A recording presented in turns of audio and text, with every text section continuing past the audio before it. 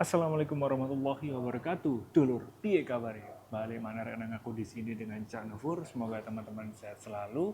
Kalau kita perhatikan beberapa tahun belakang itu HP nggak sebesar sekarang. Dulu itu kebanyakan produsen mengeluarkan lini produknya dari ukuran yang katakanlah 4 inci. 4 inci pada saat itu sangat-sangat enak dipakai. Terus perlahan naik ke 5 inci, lalu naik ke 6 inci, bahkan sekarang menuju ke 7 inci. Yang ku tahu sekarang itu rata-rata HP pada di ukuran 6,8 inci.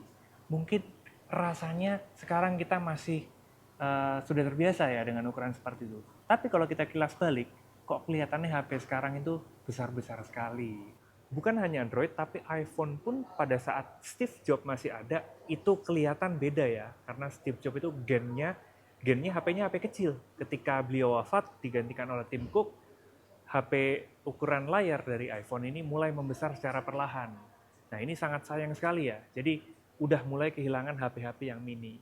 Nah, tapi ini masih ada guys sebenarnya HP-HP yang bisa dibilang ukurannya compact, ukuran yang enak dipegang di tangan. Itu ada apa aja yang masih ada di pasaran ya? Ada Zenfone 9, ada Zenfone 10, lalu ada Samsung S23, ada S24 juga ada. Terus apa lagi ya? Ada iPhone 12 mini dan 13 mini. Tapi setelah Apple ngelihat produknya ini nggak begitu laku di pasaran, akhirnya mereka discontinue. Begitupun dengan si Asus Zenfone. Asus Zenfone ini udah mulai nggak ngelanjutin di seri 11-nya.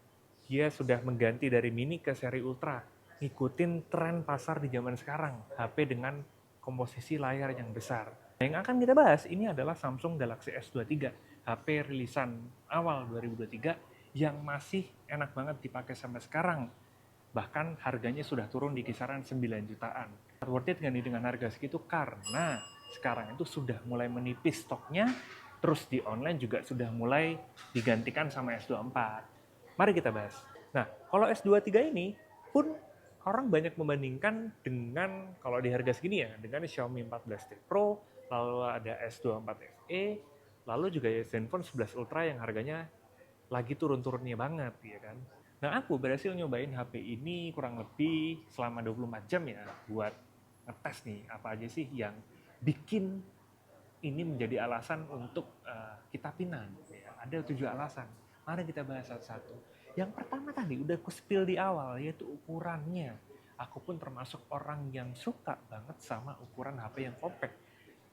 Kita bisa pegang dengan satu tangan, kita masukin ke kantong juga enak, kita nggak perlu ribet berat bawa kemana-mana, nggak perlu dimasukin tas, cukup dipegang setang gini sudah enak. Dan nggak khawatir jatuh karena kegedean guys. Kalau misalkan HP-nya compact, ini sangat easy to use untuk kita ketik dengan satu tangan. Dan juga aku salah satu orang yang mencoba mengurangi adiksi HP, karena kalau kita di terus-terusan menatap layar besar itu kan rasanya terus-terusan gitu loh, nggak berhenti-berhenti. Nah, kalau HP-nya kecil, rasanya bisa ngurangin kecanduan dari HP. Itu alasan yang pertama, guys. Karena ukurannya yang mini. Walaupun dia tidak namain HP-nya mini ya. Dan ini trennya masih berlanjut di S24 yang reguler.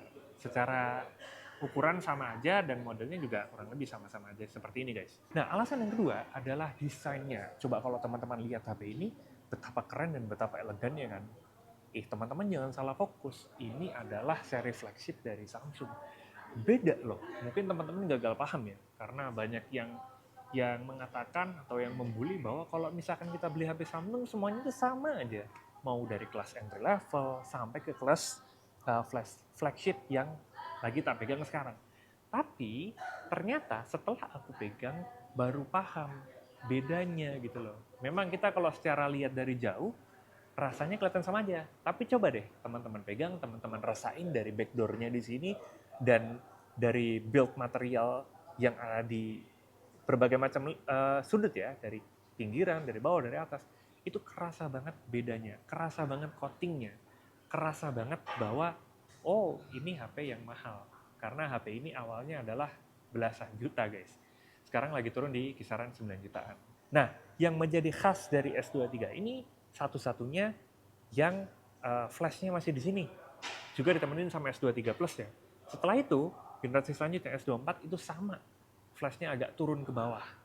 Agak turun ke bawah sehingga mirip semua itu. Itu yang bikin orang-orang banyak yang komen, ngapain beli HP Samsung mahal-mahal, ujung-ujungnya juga sama juga desainnya kan. Dan yang bikin mewah juga ini masih dikasih armored aluminium, walaupun dia nggak flat ya kayak S24, tapi justru ini yang bikin enak di tangan dan nggak licin di tangan. Nah yang ketiga, baterainya irit.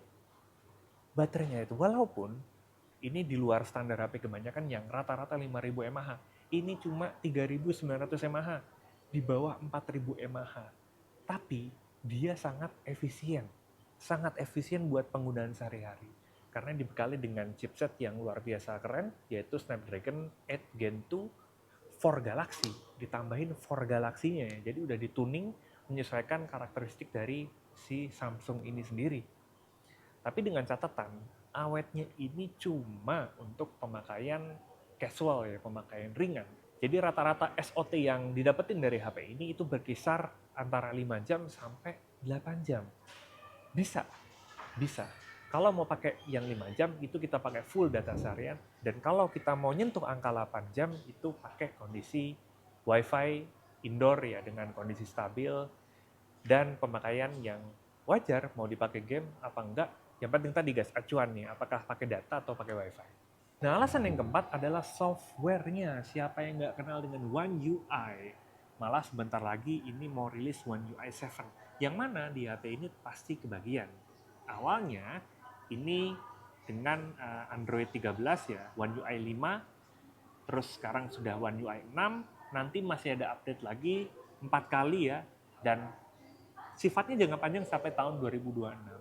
Pokoknya kalau kalian beli Samsung, mau kalian yang sudah terbiasa sama ekosistemnya atau yang belum, tapi aku jamin kalian kalau baru pakai sebentar udah betah pakai One UI karena sangat-sangat seamless, sangat-sangat mulus, nggak ada bloatware, nggak ada iklan. Apalagi kalau flagship tentu nggak ada lag-nya, jadi sangat-sangat optimal.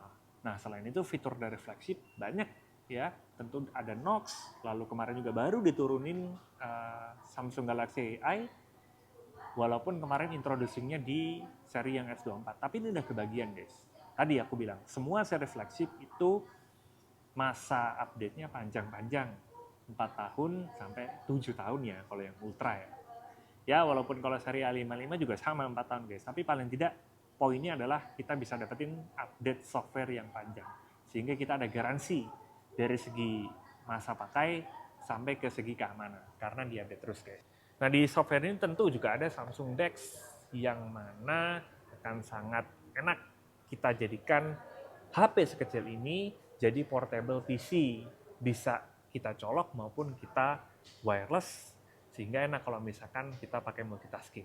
Yang kelima adalah performanya. Tadi aku udah sebutin chipsetnya, kalau ini pakai Snapdragon 8 Gen 2 for Galaxy ya. Jadi ini adalah chipset flagship yang dibuat khusus untuk si Samsung.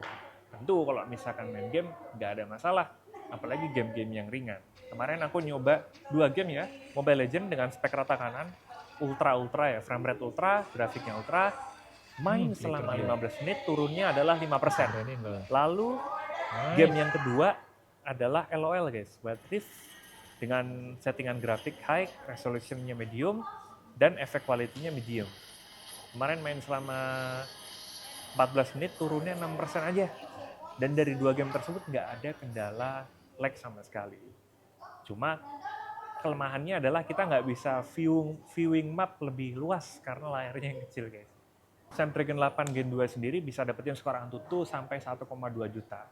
Nah, yang aku pegang ini, dia storage-nya yang 256 guys. 8 GB 256. Bedanya adalah kalau yang di opsi 128, UFS-nya cuma 3.1.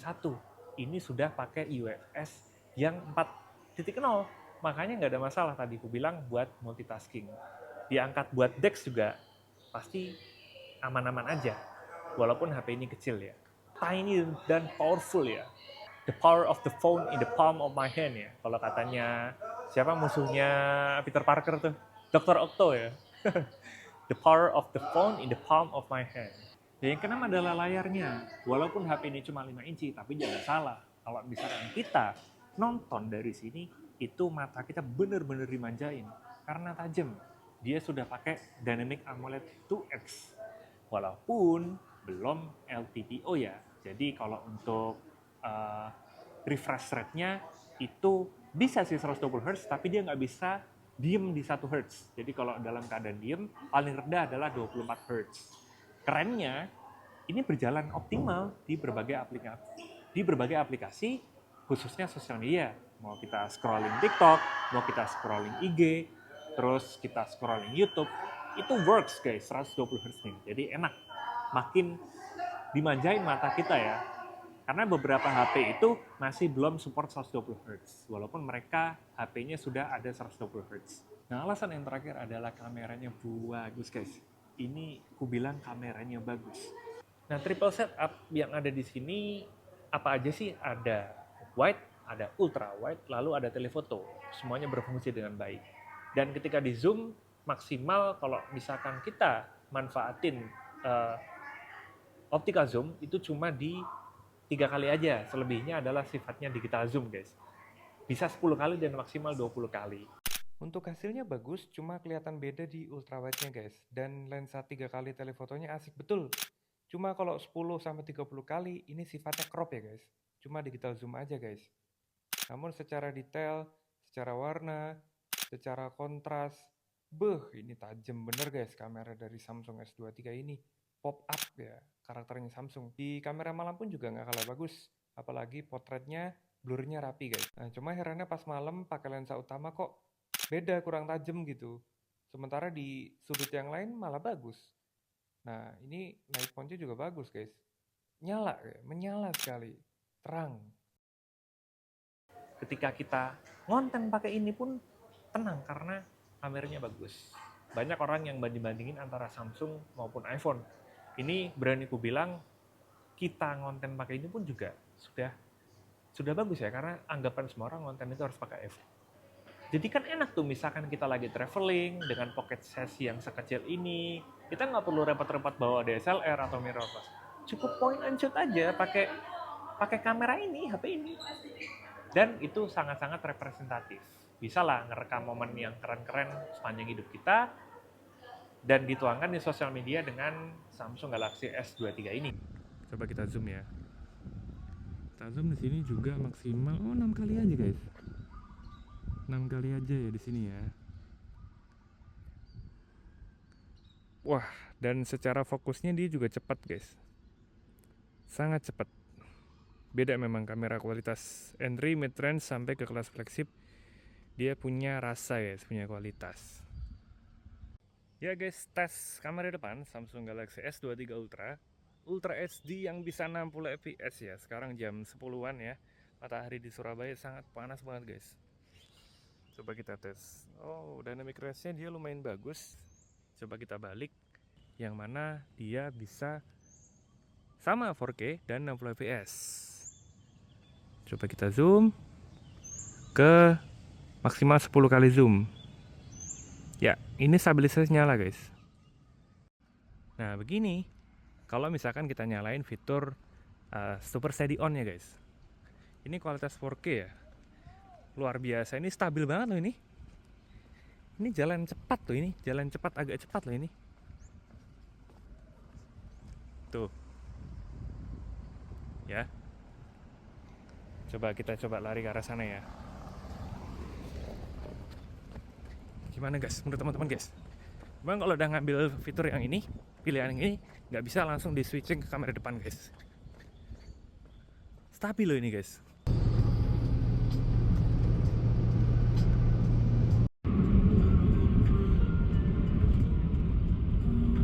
Ya, ini fitur yang cuma ada di Samsung awalnya ya. Dia bisa dual video sebutannya kalau di HP lain, tapi kalau di Samsung namanya Director's View. Kita bisa nampilin muka kita depan belakang, dan ini stabilisasinya nyala semua guys. Ini sekaligus tes kamera malam ya. Tuh, suara guys. Itu di sana gelap banget. Coba kita switch habis ini. Ya, kita mau ngetes kamera malam Full HD 60 fps guys. Di kondisi yang gelap loh ini. Ini gelap banget tuh guys. Bisa kelihatan semua, cuma ada sedikit noise yang samar-samar guys.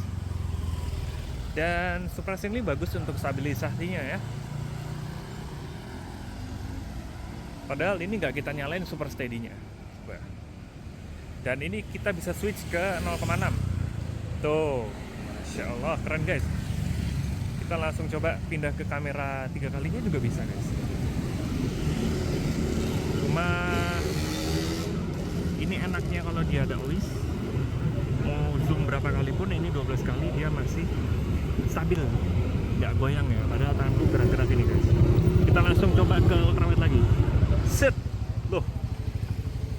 Oh, ini baru nyadar ternyata karena HP-nya kecil ya.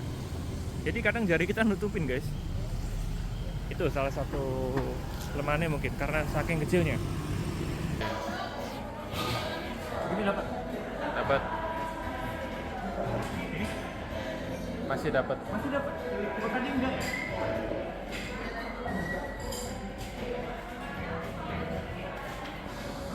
Blur cuma nggak.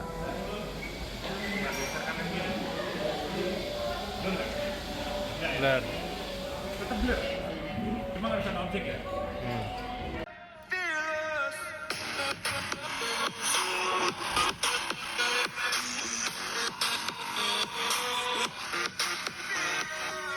Terus gimana soal kelemahannya? Pasti ada kan kelemahannya. Jadi yang pertama kali coba adalah kaget ketika mau ngecas, tak kira dia support 45 watt. Secara flagshipnya Samsung itu kan harusnya dapetin spek yang paling tinggi ya. Dan ini adalah flagship. Ternyata dia supportnya cuma 25 watt. Padahal sudah dikasih nih, dibeli casan yang 45 watt. Ternyata nggak aktif itu guys. Pengecasan yang super fast charge-nya itu. Jadi cuma diterimanya cuma 25 watt aja. Jadi sayang banget ini. Dan ngecasnya pun lama, sekitar 1 jaman lah ya. 1 jaman tuh cukup lama loh dibandingin dengan kompetitor lain yang sudah 80 sampai 120 watt ya rata-rata. Harusnya sih ini dapat 45 watt ya, kayak seri ultranya. Jadi ya cukup disayangkan ya, harus sabar-sabar gitu ya pada saat ngecas.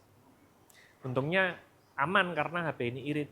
Ya paling 1 kali sehari udah cukup lah ya ngecas si monster kecil ini. Kelemahan yang kedua adalah layarnya kecil. Loh kok kontradiktif? Tadi katanya layarnya enak, HP-nya juga kecil. Nah ternyata layarnya kecil itu nggak enak buat kalian yang terbiasa sama HP yang besar. Kalau aku sendiri sih nggak masalah. Nah nggak enaknya di mana layar kecil? Pertama nontonnya jadi sempit ruangnya. Yang kedua pada saat main game jadi kurang enak kita mainin jari kita. Karena aku kalau main game tuh 3-4 jari yang kepake. Dan kalau geser-geser map tuh juga agak sulit. Karena HP-nya kekecilan. Oh iya, selain itu tadi belum kusebut ya. Ini juga pengaruh pada saat main game karena ini kecil nutupin speaker ya.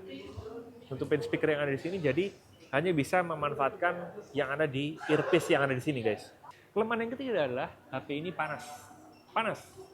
Gimana nggak panas? Karena ruang untuk pendinginannya kecil. HP ini kecil ya. Dan vapor chambernya itu nggak seluas yang seri Ultra. Makanya tadi gue bilang, HP ini irit kalau dibuat casual saja. Kalau buat main game, ya main 5 kali aja itu udah panas. Jadi memang HP ini baiknya digunakan buat casual ya. Jangan buat game. Walaupun sudah mumpuni dengan Snapdragon 8 Gen 2-nya. Lalu kelemahan yang terakhir adalah walaupun hasil kameranya bagus, tapi terkadang settingan white balance-nya itu inakurat. Artinya nggak konsisten. Kadang dia biru, kadang kuning. Pokoknya kayak sesuka hatinya si Samsung deh. Ini nggak ditemuin dari seri flagship aja. Dari seri mid-range pun A55 yang kupakai juga demikian. Jadi baik dari kamera belakang maupun kamera depan yang kurasain kok white balance-nya nggak konsisten gitu guys. Nah selain kelemahan tadi ada bug minor yang sayang sekali masih kedapatan di HP ini. Yang pertama adalah sensor sidik jarinya, ultrasonicnya nggak bekerja guys. Jadi sama aja kayak optical fingerprint gitu loh. Harusnya kan kalau ultrasonic dipencet gini doang langsung kebuka. Ternyata dia kudu ditekan dulu, kudu tahan sepersekian detik. Kalau ultrasonic kan set gitu ya, tapi dia masih bug. Ternyata memang banyak orang yang punya kendala yang sama karena update di One UI 6.1. Semoga nanti di updatean patch selanjutnya kendala ini hilang ya guys. Lalu bug selanjutnya adalah white fine-nya guys. White fine-nya awalnya aku coba adalah L3. L3 itu artinya cuma dapetin resolusi yang SD aja, yang standard definition. Ternyata setelah dicari-cari, kita harus hapus sketch, kita harus update patch yang cuma 93 MB, ini riset ke Widefine L1. Karena kan nggak mungkin dengan layar FHD Plus seperti ini dan Dynamic AMOLED 2X kok dia nggak support. Ternyata setelah diakalin bisa guys, balik ke Widefine L1.